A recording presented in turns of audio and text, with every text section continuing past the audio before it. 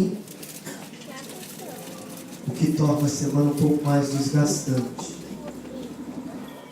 Tínhamos que preparar 2 mensagens, porque ontem eu estive em Maibashi. Louvamos a Deus pela congregação de Maibashi. Cheguei em casa por volta da 1h da madrugada. E eu, durante toda a semana, acordava um pouco mais cedo e ia para a igreja estudar. Passávamos na igreja por volta de 2 horas, 2h30 estudando todos os dias. E na sexta-feira eu tinha que concluir a mensagem, porque eu disse no sábado eu tenho que trabalhar a mensagem de Maibashi. Então eu estive na igreja pela manhã antes de ir para o trabalho. E quando eu saí do serviço de madrugada, por volta de 1h30 da manhã, fui para a igreja. Cheguei na igreja antes das 2 da madrugada e saí de lá mais de 4 horas da manhã.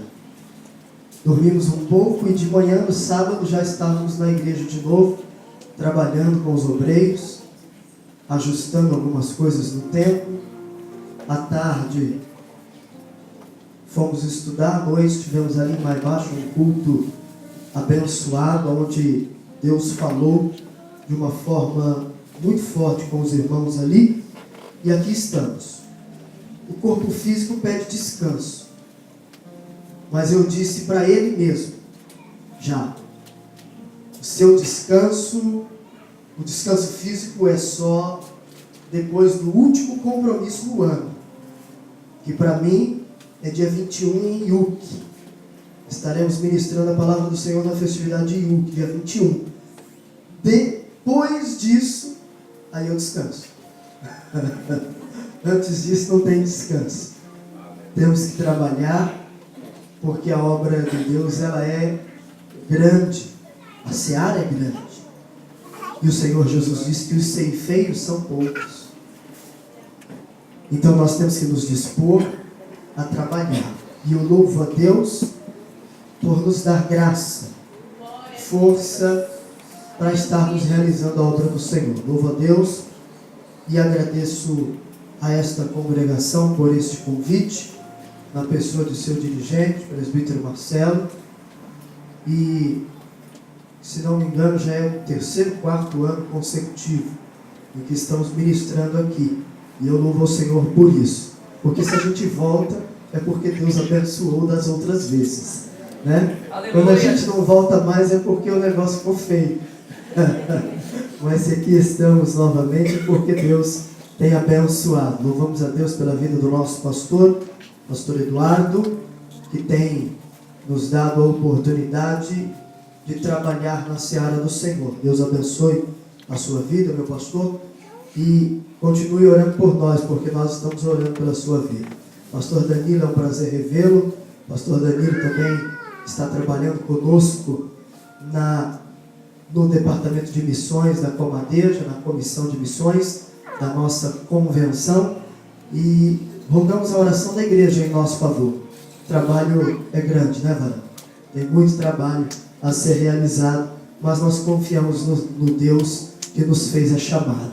Se Ele chamou, Ele se responsabiliza, Ele que cuida. Amém? Nós vamos para o texto bíblico, porque você veio aqui ouvir Bíblia, não é isso? Quem quer ouvir a palavra de Deus? Amém. Louvado seja o nome do Senhor.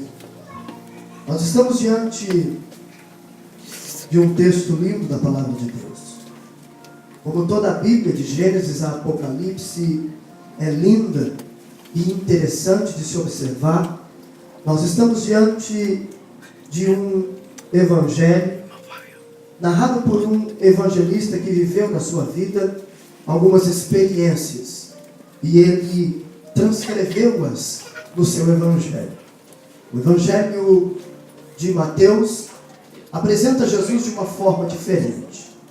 Enquanto o evangelista João apresenta Jesus como o Filho de Deus, Lucas apresenta Jesus como Filho do homem, Marcos apresenta Jesus como o servo de Deus, mas Mateus apresenta Jesus como o Messias prometido. como o rei que havia de vir. Mateus vem trazendo à nação de Israel as revelações de Deus e o cumprimento daquilo que fora predito no Antigo Testamento pelo profeta Malaquias. Quando nós observamos a Bíblia, nós vemos que Mateus viveu uma experiência em sua vida. Ele verdadeiramente ouviu e atendeu o vinde de Jesus, o vinde a mim de Jesus. Mateus, como todo mundo sabe, era cobrador de impostos, coletor de impostos, e que não era uma pessoa benquista pela sociedade, porque todo cobrador de impostos naqueles dias era tido como alguém, como uma pessoa que lesava os outros, era tido como um ladrão.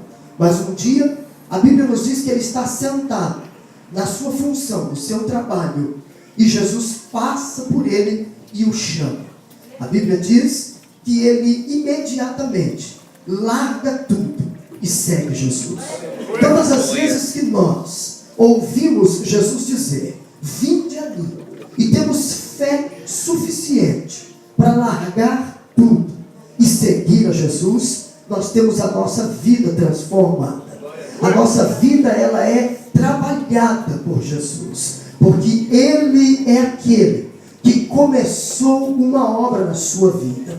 E a minha Bíblia e a sua Bíblia, ela nos faz entender que aquele que começou a boa obra, Ele é fiel e justo para concluí-la, para terminá-la. Então entenda uma coisa: o Deus que te fez a promessa se encarregará de fazê-la cumprir. O Deus que te prometeu, Ele vai cumprir.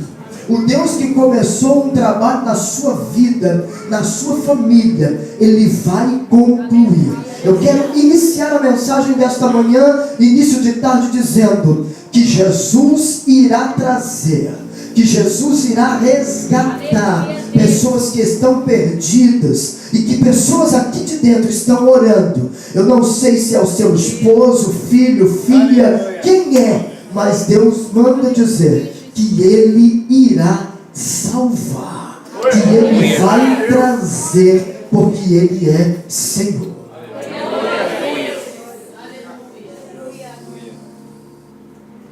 Mateus é o evangelho do cumprimento. O objetivo de Mateus, no seu evangelho, é mostrar aos judeus que Jesus era o Messias esperado. Ele deixa-nos claro isso quando nós observamos o primeiro capítulo e o primeiro versículo. Capítulo 1, versículo 1 do Evangelho de Mateus nos diz: livro da geração de Jesus Cristo, filho de Davi, filho de Abraão. Esta declaração de Mateus, este texto bíblico, neste único versículo, traz-nos uma lição e um ensinamento muito importante.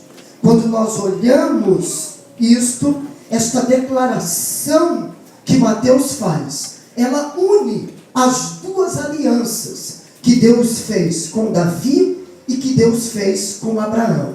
A aliança que Deus fez com Davi consistia em que Deus levantaria, em que Deus iria dar a Israel, da descendência de Davi, um rei que se assentaria no seu trono para sempre. Nós vemos esta profecia registrada no livro de 2 Samuel, no capítulo 7, dos versículos 8 a 13. E a aliança de Deus com Abraão dizia que em Abraão, em ti, o Senhor disse em Gênesis 12, serão benditas todas as famílias da terra.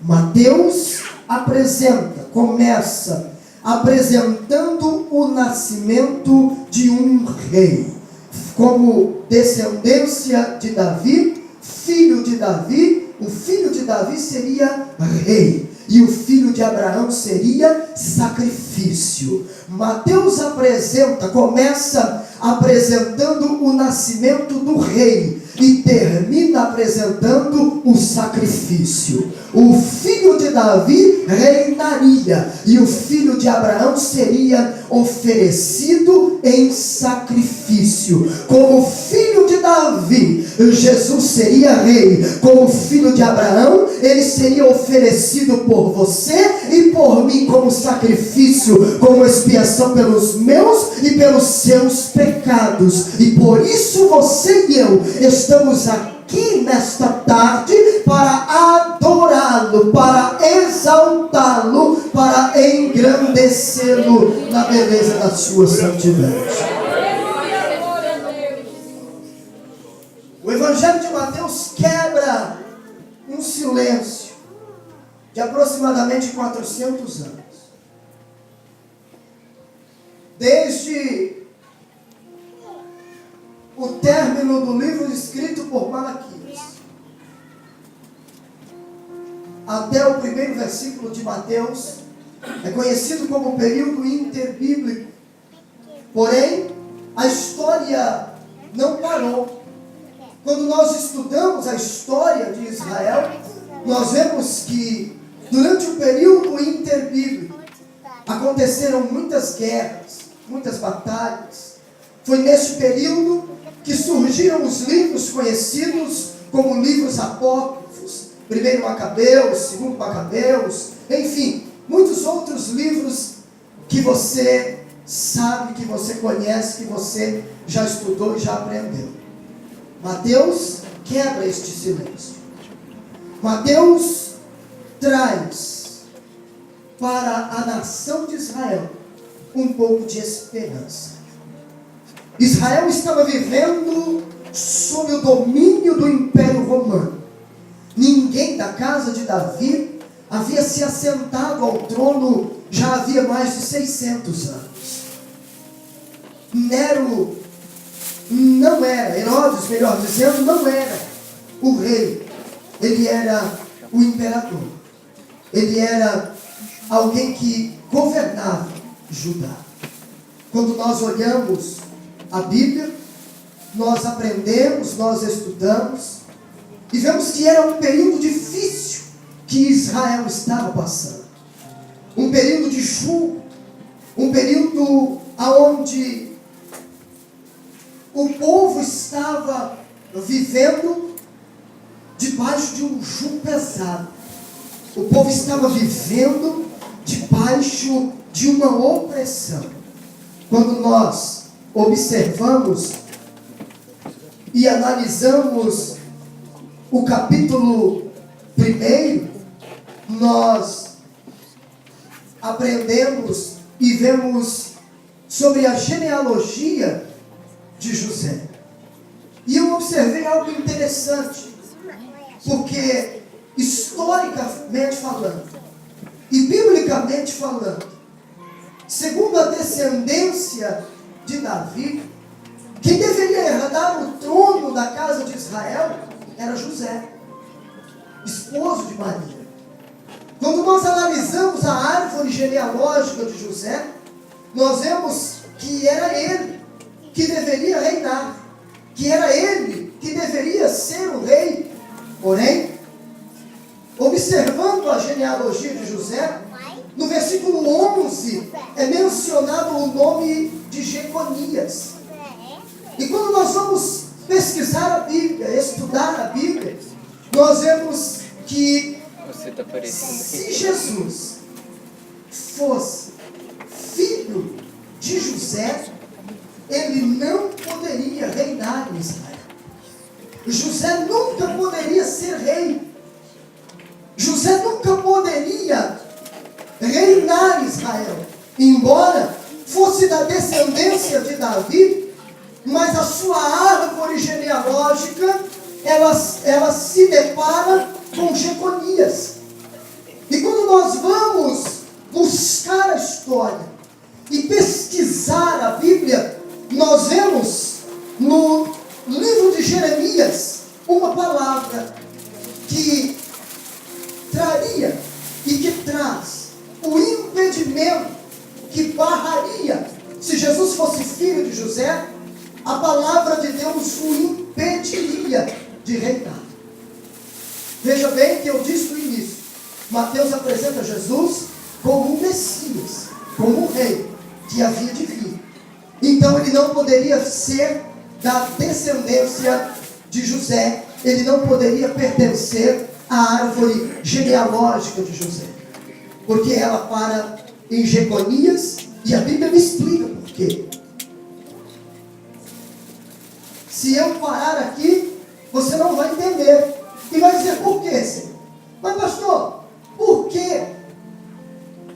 Mas aí nós vamos ao livro do profeta Jeremias, e nós encontramos ali uma profecia, uma palavra de Deus, que impediria José de ser filho, e que traria impedimento a Jesus, se ele fosse filho através da carne, se ele fosse filho de José. A palavra de Deus nos diz, assim diz o Senhor, escrevei que este homem está privado de seus filhos, e é homem que não prosperará nos seus dias, nem prosperará algum da sua geração, para se assentar no trono de Davi e reinar mais em Judá. José estava inserido nesta maldição. José estava inserido nesta palavra. Então ele não podia reinar. Mas quando nós passamos a observar a genealogia de Jesus e vamos até Lucas capítulo 3, nós vemos que ali existe uma outra árvore genealógica. Nós observamos ali, na genealogia de Lucas, está a linhagem de Maria, traçada de Davi, e que ela passa por Natã. E nesta genealogia, nesta linhagem, não havia maldição. Por isso Maria foi escolhida para ser aquela que iria emprestar o ventre para o nascimento do Messias. Nós vemos isso quando o anjo do Senhor aparece a ela, em Lucas capítulo 1, e ele diz, o anjo do Senhor diz a Maria, não temas, porque achaste graça diante de Deus, e eis que em teu ventre conceberás, e darás à luz a um filho, e por-lhe-ás o nome de Jesus. Este será grande, e será chamado Filho do Altíssimo, e o Senhor Deus lhe dará o trono de Davi seu pai, e reinará eternamente na casa de Jacó, e o seu reino jamais terá fim. Através da linhagem de Maria, Jesus tinha o acesso livre para assumir o trono de Davi, e a palavra de Deus se cumpriria, e a descendência de Davi, o filho de Davi, iria reinar, iria assumir o trono, e aquilo que Deus prometeu iria se cumprir à nação de Israel. Quando eu li isso, eu entendi algo, e que muitas vezes nós, cristãos, temos dificuldades de entender. Quando Deus nos faz uma promessa, nós queremos descobrir a qualquer custo de que maneira Deus vai fazê-la cumprir, porque olhamos para nós e não vemos condições. Mas quando Deus promete, Ele cria meios para fazer acontecer na minha vida e na sua vida. Segundo a descendência, a linhagem de José, Jesus não poderia reinar, e se ele não reinasse, a palavra de Deus não se cumpriria, e se a palavra de Deus não se cumprisse, nós não estaríamos aqui nesta tarde adorando e exaltando ao Senhor. Se a palavra de Deus não se cumprisse, não teria razão o cristianismo. Se a palavra de Deus não se cumprisse, nós não teríamos base para dizer que Ele é fiel, que Ele é verdadeiro. Mas quando nós olhamos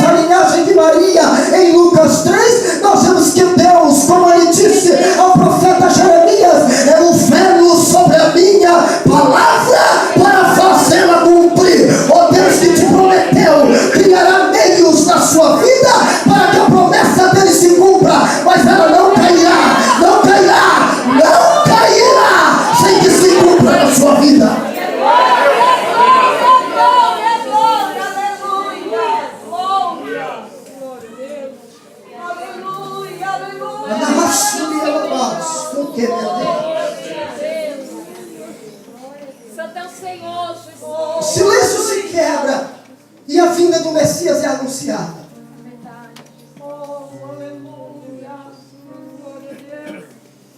O profeta Isaías, em Isaías 7,14, havia falado, havia prometido.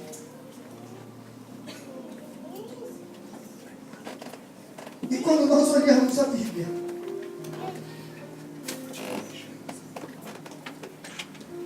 nós vemos o Evangelho de Mateus nos trazendo o cumprimento dessa profecia. Ele seria chamado Emanuel, que traduzido é Deus. Aleluia, Deus.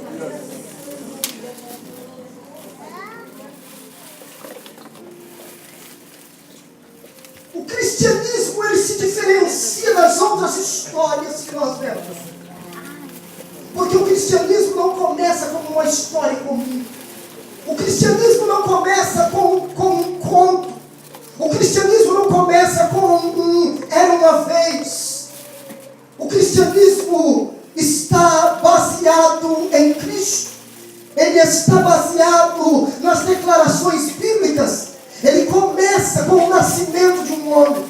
Ele começa com uma promessa de Deus. Ele se cumpre quando nós olhamos. E a palavra de Deus, ela nos dá detalhe. Miqueias disse de onde ele viria. E quando nós olhamos Mateus capítulo 2, nós vemos o evangelista Mateus nos dizendo, nos mostrando a cidade que ele ia nascer.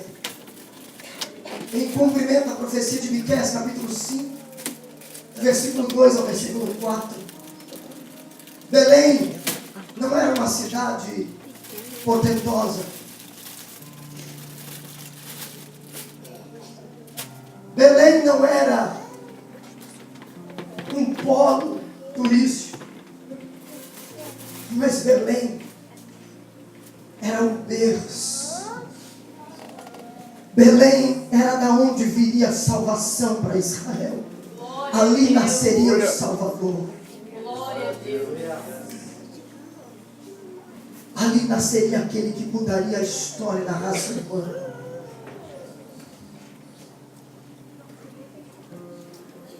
Mateus continua narrando essa história. Eu vou adiantar para eu poder concluir a mensagem. Eu disse à minha esposa,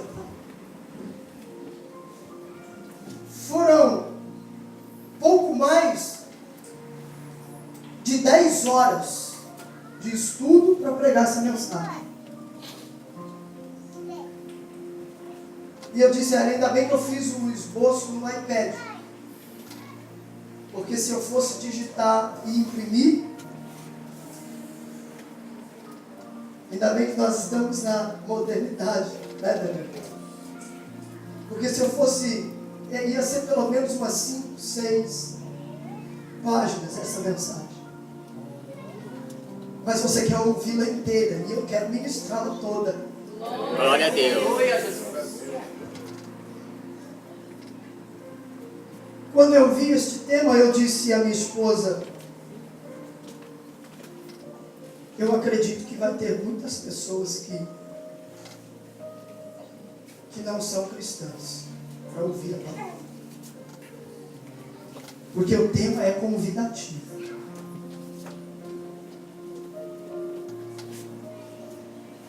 É um tema que poderia ser utilizado em um congresso de missões. Vinde a mim.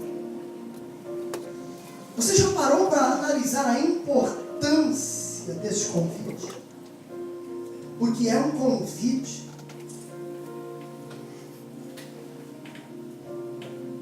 Mas um convite diferente. Em toda a nossa vida, você já deve ter recebido muitos convites. Convite para festa de aniversário. Convite para casamento. Convite para almoçar na casa do irmão. Convite para jantar. A caixa lá. A caixinha. Convite para ir ao restaurante. Uma caixinha que tá fazendo zoom, tá zoom. Inúmeros convites. Atrás dela. no nosso convívio social, nós recebemos. E que se nós dermos lugar a estas coisas, nós não temos quase que tempo de ir à igreja, somente atendendo os convites sociais. Churrasco, festa aqui, festa ali. Não é, pastor?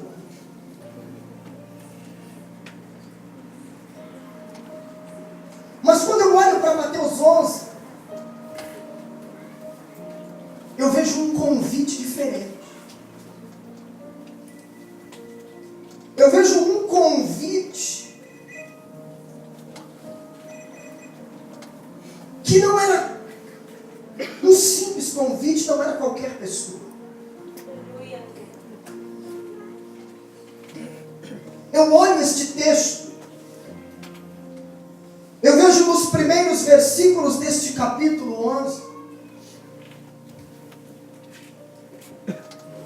João Batista enviando 2 de seus discípulos até Jesus e perguntando a Jesus. João ouve tudo que estava acontecendo. Ele manda 2 de seus discípulos irem até Jesus. João estava preso e dizer: olha, és tu aquele que havia de vir? Ou esperamos outro?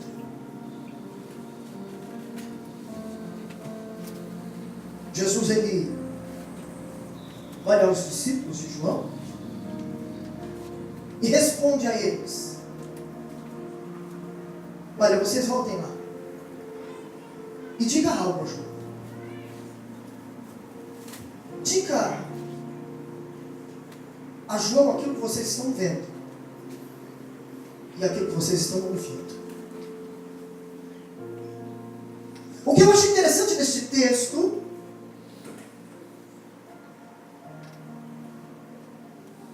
é que Jesus diz assim a eles: ide e anunciai a João as coisas que ouves e vedes.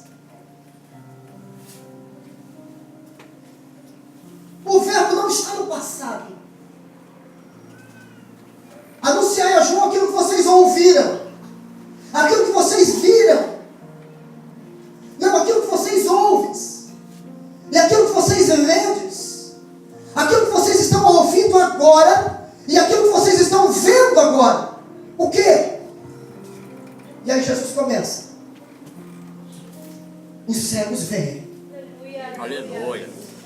os coxos andam, os leprosos são limpos, os surdos ouvem, os mortos são ressuscitados, e aos pobres é anunciado o Evangelho de Deus.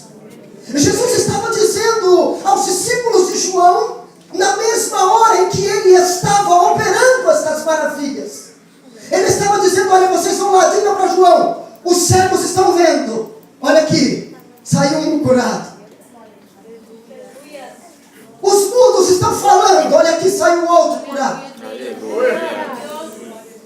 Os coxos estão andando, olha aqui, saiu outro curado.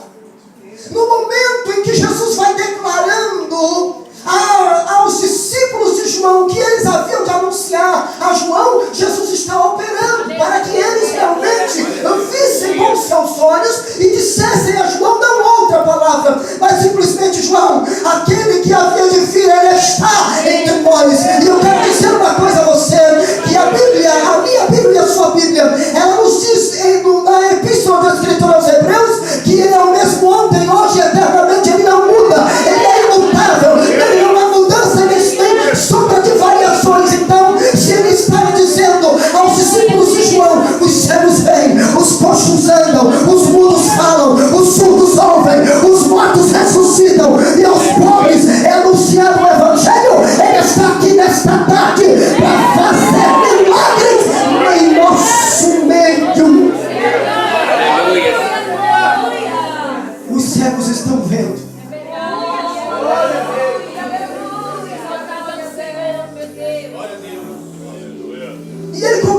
testificar de João. E ele diz: não há nenhum homem nascido de mulher que seja igual a João. Preso, prestes a ter a sua cabeça cortada e colocada em uma bandeja de prata. Mas Jesus diz: não, nascido de mulher não tem igual a ele. A responsabilidade de João Batista era grande. Em cumprimento da palavra do Senhor, ele viria para preparar o caminho.